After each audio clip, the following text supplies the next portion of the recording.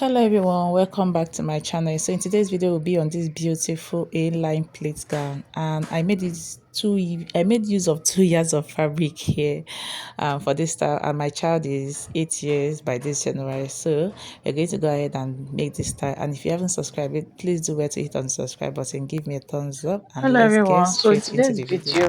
today's tutorial I'll be making use of this crepe. I have about 2 years of crepe here, and the first thing I'm going to be doing is to cut out the lower part we're going to be using for our plates. And for this I'll be using 10 inches for it. So the length of my gown is 32 inches, and I want the length of the plate to be 10 inches. You can do more than this if you want to, or you can do less than this depending on how much fabric and what age you are working for. For me, my daughter will be 8 years, so I'm making this for her. Sorry. So I'll be using 10 inches for her.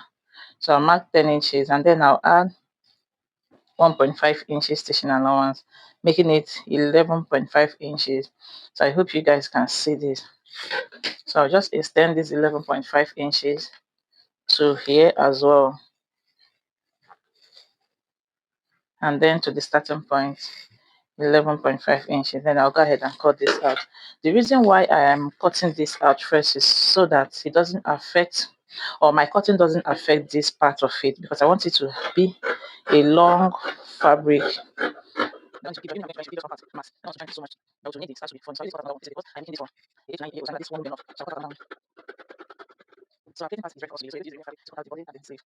So guys, I went ahead to fold my fabric into two.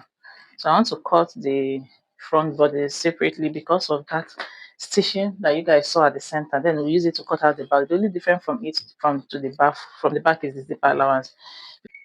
So what I'm going to be folding here is my bust measurement divided by 4 plus my stitching allowance plus 2.5 inches, because we're going to be slanting it and you don't want it to be too wide. So 2 inches to 2.5 inches is enough for it. And then we're going to be adding ½ inch that we're going to use to you're going to stitch here to create that center line you saw at the front part.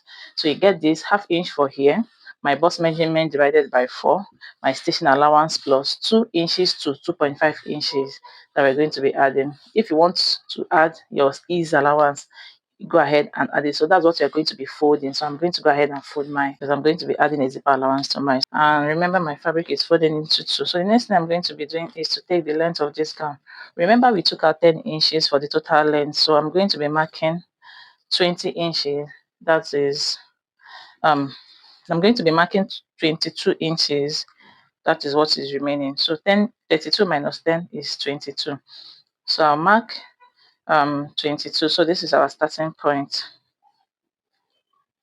From that starting point, that's where I'm going to place my 22 inches. And I'll go ahead and mark this line, this point, and then I'll add ½ inch stitching allowance to it to join the plate the plate part of this gown. So the other ½ inch for my shoulder will be added at this point. So that's why I gave ½ inch here before taking my total measurement. So once I am done with that, I'll go ahead and mark ½ of an inch at this point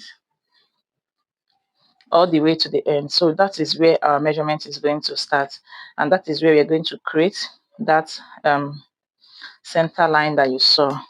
So I'll just mark ½ inch all the way through. So guys, I've already marked that ½ inch. I don't know if you guys can see, but if you can't see, just pay attention to the video. So from that ½ inch that we marked, we are going to start taking our measurement from that ½ inch. You can see that my tape didn't start from the beginning. So I'll go ahead and take my shoulder measurement divided by 2, which is at 6.5 inches. Then I'm adding ½ inch stitching allowance to it. And then I'm also going to go down by 7 inches or 7.25 inches, because I don't want it to be fitted, like fitted, or let's just do 7 inches for my shoulder, for my bust point, since it's going to have a zipper. So once I am done with this, I'm going to go ahead and mark my bust measurement divided by 4. Remember, our stitching allowance is our stitching measurement is starting from here.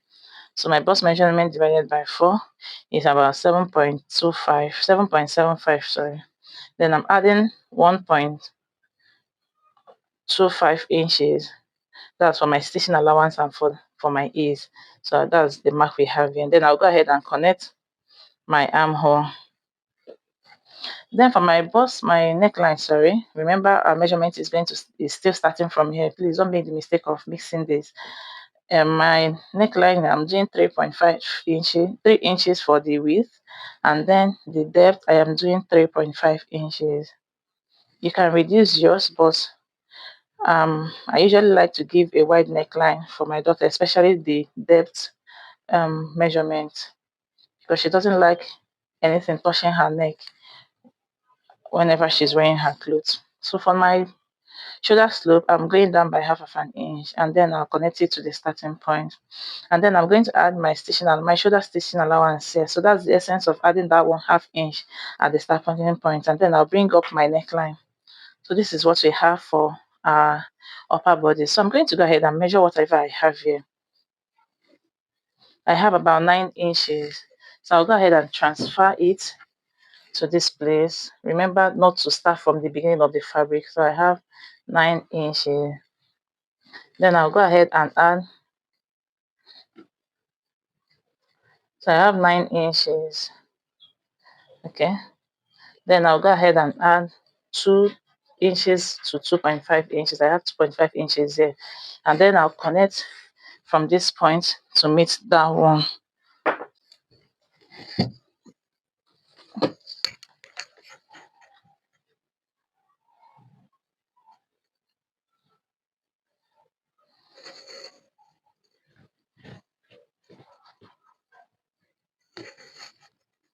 So guys, this is what we have. I just hope you guys can see it. So I'll go ahead and cut this out, and then we'll use it to cut out our back bodies.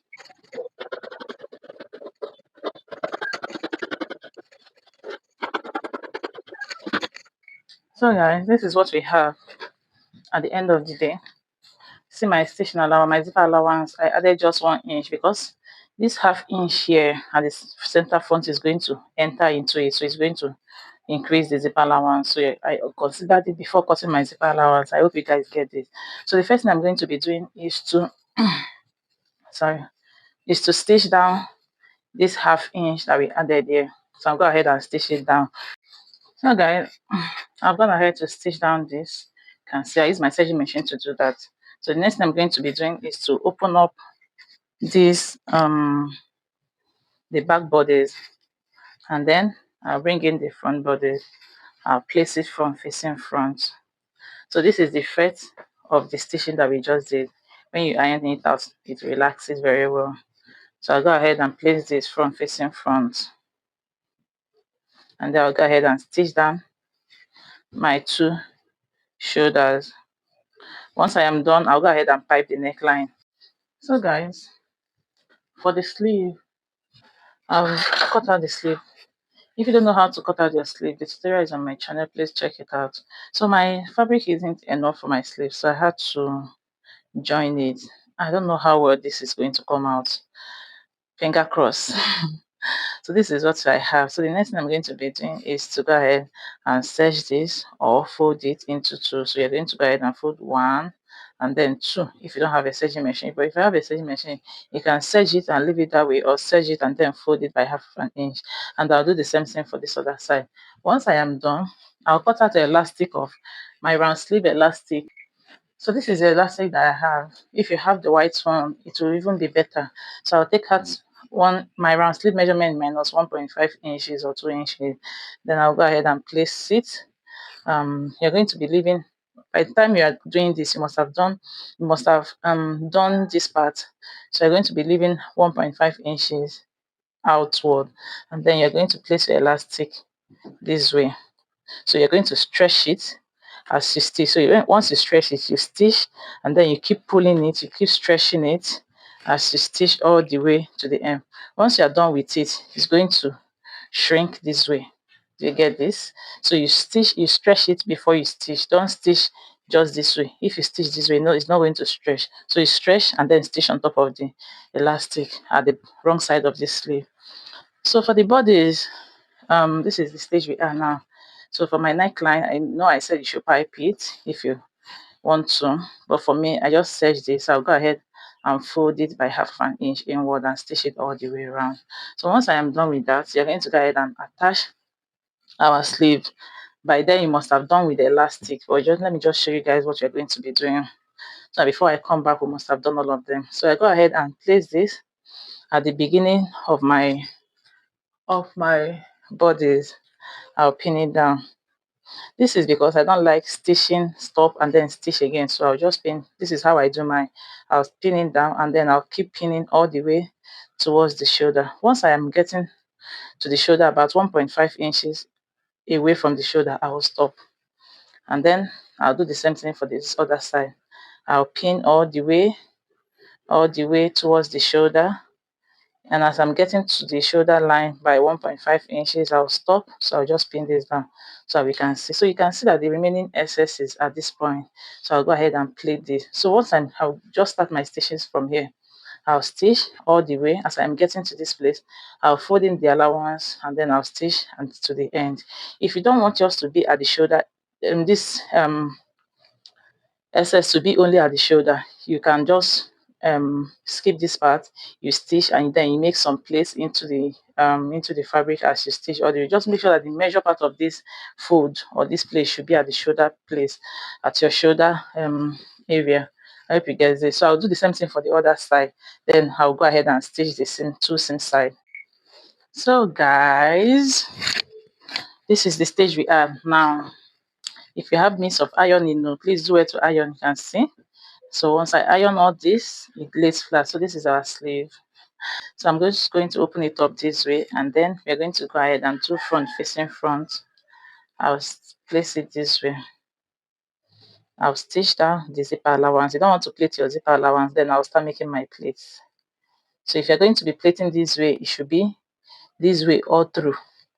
If you want to plait this way, it should be this way all through. So most times I do this side.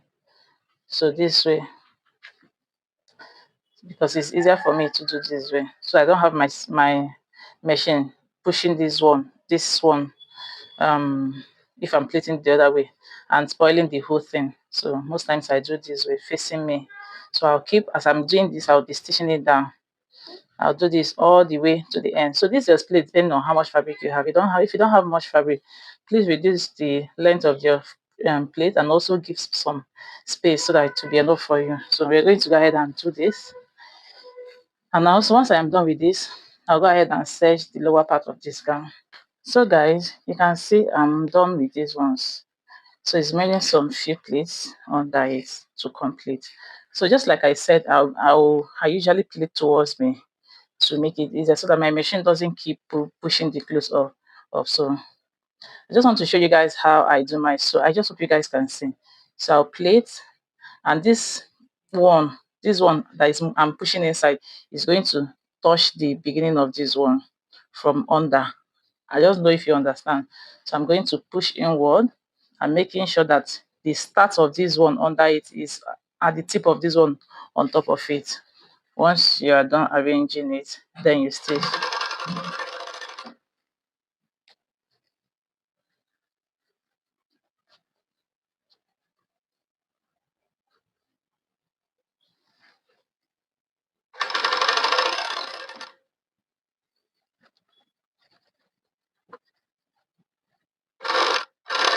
So this is what I'm going to. I said from the beginning. So remember I said the zip allowance. You don't have to plait on your zip allowance. So make sure, even if you have excess at the end of your sewing, please trim it off. Don't stitch on your zip allowance. So even my is not enough. I need about 2 inches extra because this back plate is going to be small. This last plate, but nevertheless, we're going to manage it that way. So I'm going to go ahead and stitch the last one. So this is what you have for the back, and this is what you have for the front. By the time I iron this down, you will see how beautiful it's going to look.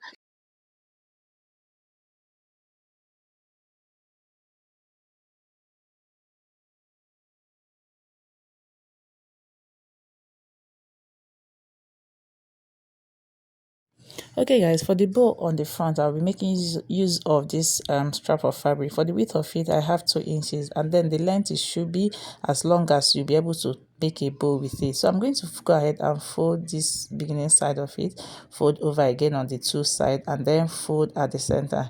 So once I am done with that, I'm going to go ahead and stitch from the beginning Guys, to the end. oh, Once I I went get ahead to the to end, I'll also attach fold in the my rough zipper edges, to it. just like I did for the So you see, front this before is what we stitching it have down. So I'll do the same thing for the at the three end of of the it, day. so that So we'll this be is my zipper. able to I attach couldn't it to the find this gown. Eza shade, so the shade I use is a bit darker than the fabric.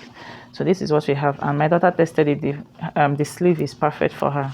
So we're going to go ahead and iron this out. So I'm going to show you guys how to iron it, and then we'll attach this with our hot glue. So when you want to iron this kind of style, if you want it to come out very well, you need a steaming iron. So this is mine. So you can see, so you need a very hot steaming iron for this. So you're going to go ahead and iron. So for this kind of style, before I iron this side, the first thing I do is to iron all these places. That's the line.